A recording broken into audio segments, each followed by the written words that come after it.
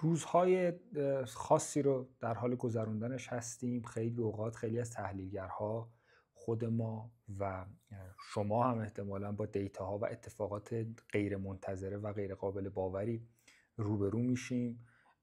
شرایط بازارها هم عجیبه دیگه، یعنی چیزی که داریم میبینیم دلاره یه چند روزی چند وقتیه که داره درجا میزنه و کلا به طور کلی شرایط و اتفاقات متفاوته. من آرش سفری هستم. امروز 20 آبان ماه 1404 سه‌شنبه و با یک پادکست دیگه از پادکست درگیر بازارها خدمتون هستم. خدا رو شکر استقبال از پادکست ها خوبه و برای کسایی که واقعا میخوان عمیق بشن تو مفاهیم و از الگوریتم اینستا، از تیک تاکی بودن، از 15 ثانیه‌ای بودن، یه دقیقه‌ای بودن، از اینکه یه هوک بخوره بهشون و بخوان یه چیز رو تا ته نگاه بکنن. و حقیقتش این پادکست ها برای یک دوستان و عزیزانیه که میخوام واقعا موضوعات رو دقیق بررسی بکنن. من میبینم دیگه فضای مدیا و مدیای تحلیلی و مدیای اقتصادی ایران رو دارم میبینم، یا خیلی دارکه یا خیلی حرفای قلمبه سلمبه و عجیب و غریبی که شاید به در مردم اصلا نمیخوره، یا یه سری حرفای زرد و خبرخوانی و گزارشخوانی و از این حرفا. و ما رو کردمون بچه چون میدونم دوستای جدیدی دارن ما رو میبینن، از اولم این بوده. ما پیشبینی رو خیلی قبول نداریم، پیشگویی رو قبول نداریم، ما رمال نیستیم و بر اساس نشانه ها، بر اساس شواهد میایم و احتمالات هر موضوع رو میسنجیم و بر اساس اون احتمالاتی که وجود داره میایم و یک پورتفولیو، یک سبد دارایی میچینیم که سعی میکنیم اون سبد دارایی، یعنی میخوایم که اون سبد دارایی جزو بهترین در واقع سبد بازار باشه و بتونیم سود خوبی رو بگیریم. این هدف ما توی این پادکسته و اینکه خب کلا فضای جهان، فضای اقتصاد، داستانها رو خب بهتر متوجه بشیم و این در واقع اون چیزیه که من میخوام از این پادکست شما گیرتون بیاد، دستتون بیاد و بتونیم با هم دیگه کار بکنیم. خب چه اتفاقاتی افتاده؟ تقریبا 10-11 روز گذشت. ببخشید من یه مقداری خودم هم درگیرم، یه مقداری خودم هم در حال ساخت و سازی یه سری چیزای خفن و باحالم برای خودم و ما هم میدونید که در واقع این تولید محتوا فقط به عشق شما و فقط برای دوستان آیدی مالی برای من نداره و علاقه شخصیمه که این کار رو انجام بدم. یه روزی هم حالا ان شاءالله راجع بهش بیشتر صحبت میکنیم. چه اتفاقی افتاده؟ اتفاقاتی که در جهان داره میفته، در شکل و شمایل جهان.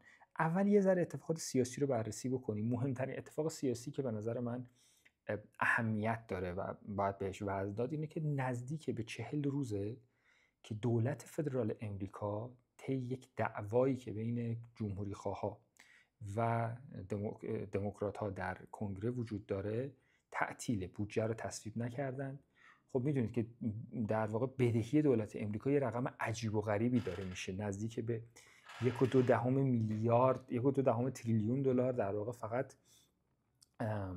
در واقع سود پولی بوده که امسال دادن فقط برای رینیو کردن و بازگردانی اوراق در دنیا، به خاطری که نیان نقدینگی چاپ بکنن و خیلی حرفای دیگه میان و در واقع متدی که سالهاست هست اوراق میفروشن. اوراق یعنی میگه من در سررسید مثلا 10 سال دیگه، 5 سال دیگه، 1 سال دیگه که در بازار خودمون هم هست، میام و به تو انقدر پول رو میدم، الان دارم از تو انقدر میگیرم، میام با یک درصد مشخصی یا در سررسید اول به تو انقدر پول رو میدم. یه زمان اوراق مشارکت بود که میرفتید میخریدید مثلا، ولی این در واقع الان اخضا و اراد در واقع در بازار خودمون در واقع به همین شکل اوراق مرابحه.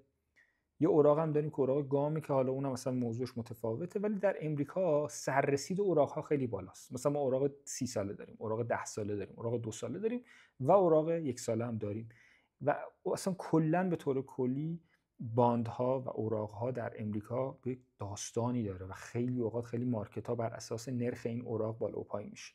حالا این همین سود این پوله رو دادن تقریبا شده 1.2 تریلیون دلار. اعداد میگه نزدیک 32 تریلیون دلار بدهی دولت امریکاست. خیلی عدد درشتی.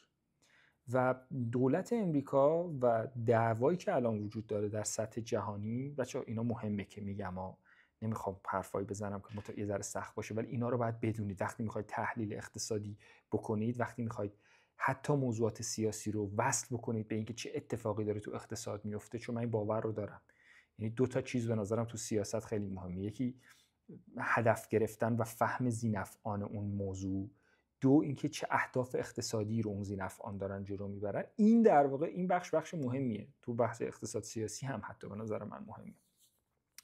و الان در واقع چین و ژاپن به عنوان بزرگترین دارندگان اوراق قرضه امریکا و خریداران اوراق قرضه امریکا، چون باید بخره یکی دیگه اینا رو دیگه، هم حالا شرکت‌ها در امریکا میخرن ولی بزرگترین دارندگانش در این سالهای بسیار زیاد چین و ژاپن بودن. و حالا ژاپن که خودش بسیار مشکل داره در حوزه در واقع ین و حوزه اقتصاد خودش و ترس بر اینه که خب یه بخشی از اوراق‌های اوراق قرضش رو بفروشه که مارکت رو میتونه جابجا بکنه. یعنی اگه خود ژاپن بخواد نکول بکنه، اولین دارایی که بانک مرکزی ژاپن داره همین اوراق هاست که باید بفروشه. اینا رو میخوام متوجه بشه، حالا خیلی تخصصیه ولی.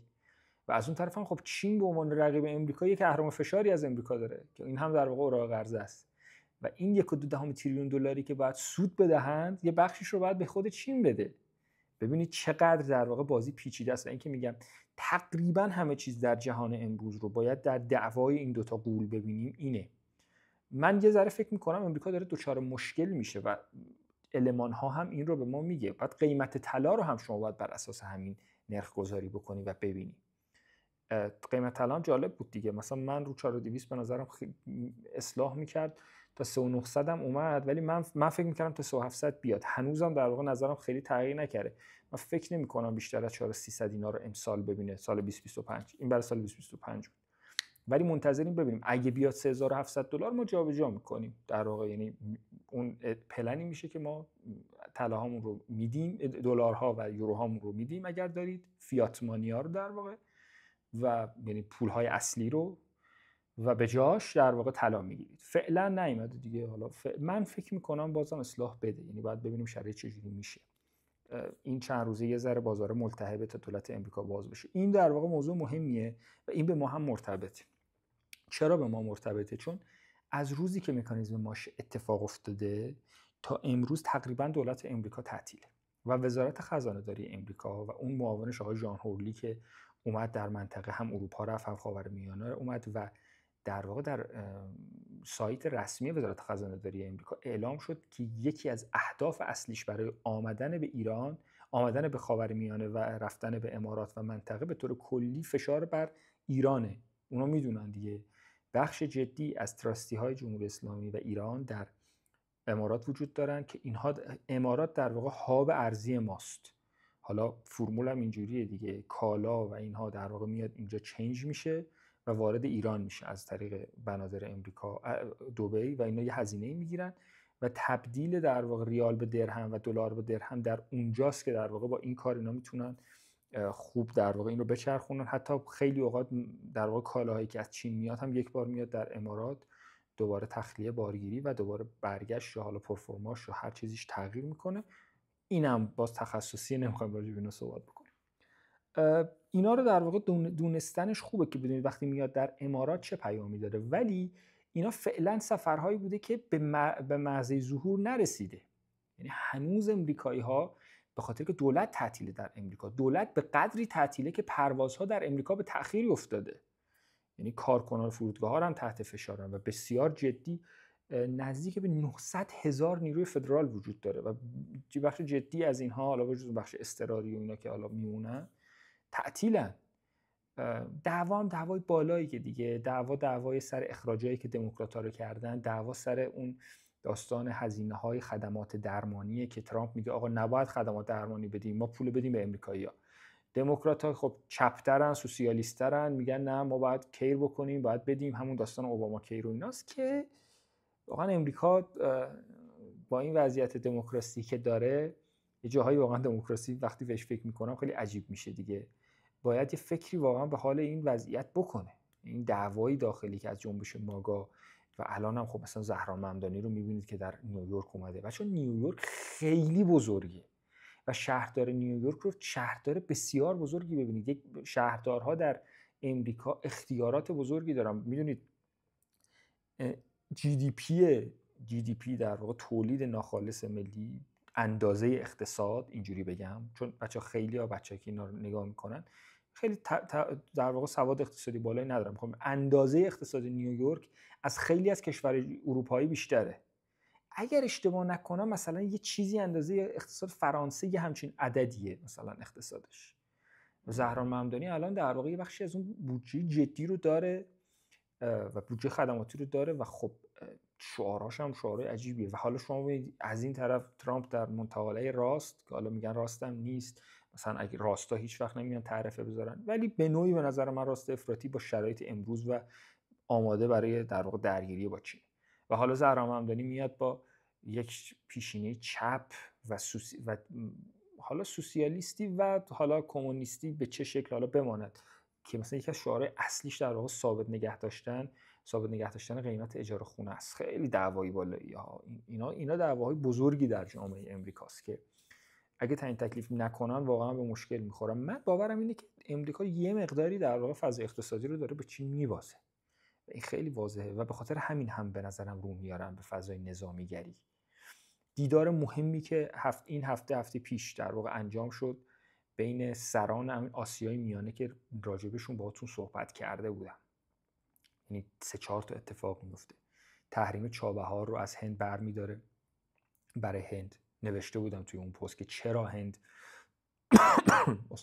چرا هند چاره‌ای نداره برای اینکه ادامه بده، باید ادامه بده با امریکا به خاطر ورود به مسیر در واقع از چابهار در واقع به اون مسیر بالا، و اینکه هیچ وقت با پاکستان و چین که از دو طرف گرفتنش نمیتونه منافع مشترکی تعریف بکنه، عموما نمیتونه. حالا ترامپ بعد از اینکه در واقع حرف از گرفتن بگرام هست، حالا دولت تعطیل بذارید برگرده ببینیم چه اتفاقی میفته. بسیار بسیار به نظرم رو به جلو امیدوارن که بتونن در آسیای میانه، تاجیکستان، قزاقستان، کشورهای رو رفتن اونجا دیدن که مسیرهای در واقع کریدور BRI که از چین میاد، راه ابریشم نوین از اونجا میگذره، در حال یک همچین کادرسازی هستن. اینی که من میگم این نیستش که حتما این اتفاق بیفته، ما داریم دست بازیگران رو میخونیم و چین هم در واقع نگاهی داره، چهره‌ای داره، بازی داره و خیلی خطرناکه دیگه. واقعیت جنگ این دوتا در آخر به این خواهد انجامید در اقتصاد جهانی. این دعوا که تازه شروع شده، وزیر جنگ امریکا میاد صحبت میکنه و شرایط رو به 1939 و 1981 در واقع در هنگامه جنگ جهانی دوم و 1981 اومدن ریگان و اون جنگ سرد و اون پیس در واقع صلح از طریق قدرتی که میاد اعمال میکنه با شوروی و سقوط شوروی و اینا، و نشون میده که تصمیمشون رو گرفتن که وارد بشن در واقع با فشار و قدرت. این در واقع در انتها باعث میشه که زنجیرهای ارزش، زنجیرهای در واقع تولید، زنجیرهای چرخه‌های جهانی به مشکل بخوره، تورم زیاد بشه.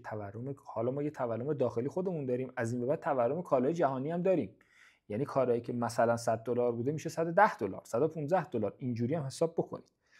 و این در واقع به کاهش رشد اقتصادی جهان میانجامه. ولی به نظرم چون در عصر هوش مصنوعی هستیم، این قضیه دیگه 50 سال طول نمیکشه، احتمالاً ظرف 15-20 سال. حالا خیلی بحث فنی و خیلی بحث بزرگش اصلا شاید در توان من هم واقعا نیست خیلی اظهار نظر کردن راجبش، ولی پس اگر تجارت آمریکا باز بشه شرایط اینجوری نمونه. ما 2.5 میلیون بشکه 2.3 میلیون بشکه نفت فروختیم که عدد بالاییه. حتی اگر بین 10 تا 15% هم دیسکانت داده باشیم باز هم عدد بالاییه. و اینکه الان شما میگید دلار 107,000 تومان مونده، دلیلش اینه. خب ببین من خیلی اصرار داشتم که آقا یا تارگت ما 11,200,000 بود طلا، رفت تا 11,300 برگشته تا 10,200 هم اومده، ما فعلا ثبت کردیم اون 30% نقدمون رو و داریم نگاه میکنیم. خب بازار سهام هم که دید اصلاح داد دیگه، اصلاح سنگینی هم داد صندوق اهرمی. میبینید بعضی اوقات نقد بودن خیلی خوبه، برای ما داریم برای آدم‌های اگه شما یه بیزینس بزرگ داری، دسترسی به مواد اولیه داری، باید با اون دیگه تخصصیه. من دارم برای کلیت جامعه که میخوان طلا بخرن، دلار بخرن، سهام بخرن، پولشون رو حفظ بکنن دارم صحبت میکنم. یعنی در همین 2 ماه اخیر، 2 ماه اخیر، خب مثلا نزدیک 6-7% صندوق درآمد ثابت دادن دیگه. و این عدد کمی نیست. اینجوری بهش نگاه نکنید بدون ریسک و اون ریسک مهمه. فعلا جایی رو نمیبینم برای خرید طلا، فعلا نمیبینم. در روزش راجبش صحبت میکنیم. پول جدید دارید، اگر شما دارید روش خرید پله‌ای رو انجام میدید، دلار طلاتون رو بخرید، طلاتون رو بخرید. من فکر میکنم دلار در واقع تا پایان سال اگر ما 2.3 میلیون بشکه هم بفروشیم و در سناریوی جنگ هم وارد نشویم، در واقع بین 125 تا 135 هزار تومانه. ولی من تجمع بحران ها رو در کشور دارم میبینم. یعنی شما بحران آب رو الان ببینید چه وضعیتیه. 2-3 ماه دیگه هوا سرد بشه، بحران گاز در واقع به نظرم تو دی ماه تازه بازی شروع میشه. بعد مجبور میشن در واقع لاکداون بکنن، تولید میاد پایین. اوضاع جالبی نیست. وقت دلار 125 130 هزار تومانی خیلی دلار منطقی خواهد بود. پس اگر واقعا فکر میکنید میتونید برای مثلا، چون ما حدش رو نگرش میدیم، ولی اگر مثلا 50 دارید میشید، یعنی 50% طلا دارید میشید، 50% پول نقد، در 15% رو 10400-500 هم میتونید خرید بکنید. شرایط جهان رو در واقع داریم میبینیم، نظاره‌گریم، تحلیل ها به روز میاد. تورم در ایران وحشتناک خواهد بود و هست. چشماندازی برای کاهش تورم نمیبینم فعلا.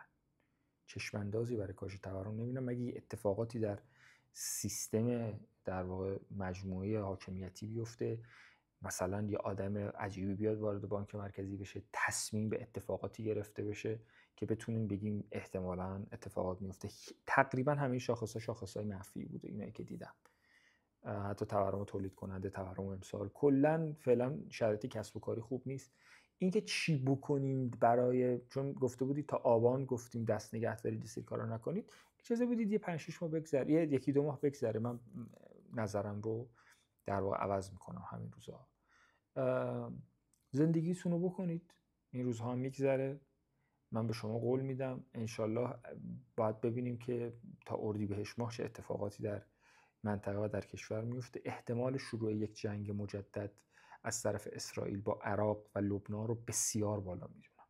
دلیلش رو گفتم، نتانیاهو رو بهتون گفتم، ساختار اونجا رو گفتم، ولی امیدوارم این اتفاق نیفته. ولی به نظرم میرسه که در واقع در آبان آذر در واقع این اتفاق بیفته. همین الان هم داره میزنه لبنان رو میبینید، ولی به نظرم خیلی جدی تر میشه موضوع.